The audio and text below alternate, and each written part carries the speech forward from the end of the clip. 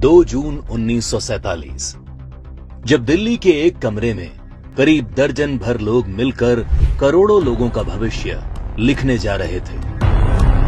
करीब 1.5 दशक से मुस्लिम लीग जिस पाकिस्तान की रट लगा रही थी, वो आज कागजों में उनके सामने सच होने जा रहा था। सिर्फ 2 हफ्तों में भारत के खंडित होने की योजना पर मोहर लग गई।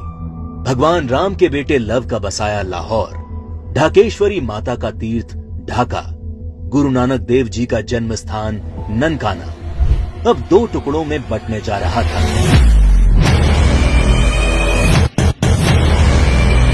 और अगर कोई इस विभाजन की योजना से अनभिज्ञ था, तो वो थी भारत की मासूम और निर्दोष जनता, जिस पर यह विभाजन कहर बनकर टूटने वाला था। 1947 को अंग्रेजों द्वारा किया विभाजन देश का पहला विभाजन नहीं था। अंग्रेज इससे पहले 1905 में भी बंगाल का विभाजन कर चुके थे, लेकिन उस विभाजन का पहले बंगाल में और फिर पूरे देश में इतना मुखर विरोध हुआ कि अंग्रेजों को 1911 में अपना फैसला वापस लेना पड़ा था। विभाजन का जो काम अंग्रेज 1905 में नहीं कर पाए, वो 1947 में करने में कैसे सफल हो गए? तो जो बात 1905 के बंगाल को 1947 के भारत से अलग बनाती है, वो है कांग्रेस पार्टी, मुस्लिम लीग और भारतीय कम्युनिस्ट। 1905 में बंगाल विभाजन के विरोध के बीच ही 1906 में मुस्लिम लीग का जन्म संयुक्त बंगाल के ढाका में हुआ। बंग भंग आंदोलन के बाद जन्मी मुस्लिम लीग ने 1909 में मार्ले मिंटो सुधार के नाम पर पृथक निर्वाचन प्रणाली मांग से शुरू करके अगले 30 साल में अलग इस्लामिक राष्ट्र पाकिस्तान के नाम पर भारत को मजहब के नाम पर बांट कर रख दिया। 1920 के तुर्की के खलीफा के समर्थन में चलाए गए कांग्रेस के खिलाफत आंदोलन ने मुस्लिम कट्टरपंथियों को यकीन दिला दिया कि वे अपनी गैर जरूरी मांग पर भी कांग्रेस के नेतृत्व को मना सकते हैं। इसके बाद 1930 में अल्लामा इकबाल ने पहली बार मुस्लिम लीग के अधिवेशन में अलग इस्लामिक राष्ट्र की रूपरेखा रखी। इकबाल की कल्पना के इस अलग इस्लामिक देश के लिए पाकिस्तान नाम सबसे पहले चौधरी रहमत अली ने प्रयोग किया। जब 1933 के तीसरे गोलमेज सम्मेलन में चौधरी रहमत अली ने पाकिस्तान अभी नहीं तो कभी नहीं नाम के पर्चे बांटे और करीब 7 साल बाद 1940 में लाहौर अधिवेशन में मुस्लिम लीग ने पहली बार पाकिस्तान नाम के अलग इस्लामिक देश का प्रस्ताव पास किया और 1947 में 10 लाख लोगों की लाश पर चढ़कर एक अलग इस्लामिक देश बना लिया।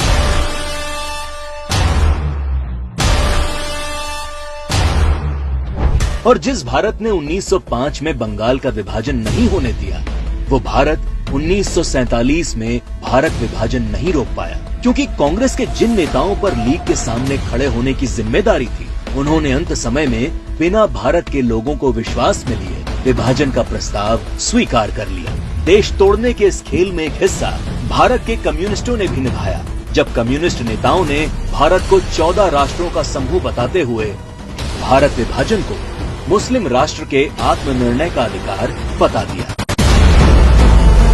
साल 1945 में अग्रणी कम्युनिस्ट सिद्धांतकार कॉमरेड जी अधिकारी ने मुस्लिम लीग की मांग को न्याय संगत बताते हुए एक थीसिस दी। उनके शब्दों में 1940 से कम्युनिस्ट पार्टी ने ये देखना शुरू कर दिया कि तथाकथित सांप्रदायिक समस्या वास्तव में बढ़ती राष्ट्रीयताओं की समस्या है, जिसे आत्मनिर्णय के अधिकार के माध्यम से हल किया जा सकता है। यदि हम इसके प्रगतिशील सार को देखें, तो पाकिस्तान की मांग वास्तव में पंजाब, पठान, सिंध, बलूचिस्तान और पूर्वी प्रांतों की मुस्लिम राष्ट्रीयताओं के क्षेत्रों के आत्मनिर्णय के अधिकार की मांग है। जब देश का विभाजन हकीकत बनना तय हो गया, तब सर रेडक्लिफ को भारत और पाकिस्तान की सरहद तय करने की जिम्मेदारी सौंपी गई। रेडक्लिफ इससे पहले कभी भारत नहीं आए थे। उन्हें भारत की सांस्कृतिक विरासत, सभ्यता, मूल्यों, तीर्थों के विषय में कोई जानकारी नहीं थी। 3 सप्ताह में तय कर लिया गया कि कौन सा हिस्सा पाकिस्तान कहलाएगा और कौन सा हिस्सा हिंदुस्तान।